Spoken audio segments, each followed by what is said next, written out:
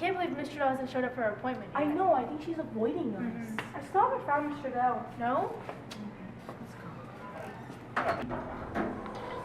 Oh my god! Where have you been? looking for you. Thursday night. Yeah, I don't think so. I'm super busy. I don't think it's a good idea.